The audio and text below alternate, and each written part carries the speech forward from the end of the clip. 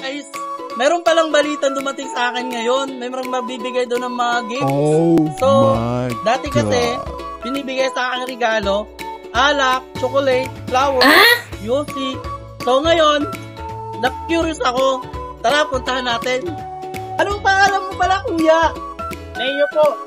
Galing pa ng isla ng Uy, talaga ba? Galing ka pa ng Islam Binangona? Sumakay ka pa talaga ng bangka para lang makita ako at bigyan ako. Alam pa ka naman po natin si Kuya Leo. Mamaya ka na mag-picture. May pagbibigay ba sa akin ng regalo? Ano po pangalan niyo, kuya? Ako, si Bien. Okay. Galing pa ako sa Romdot.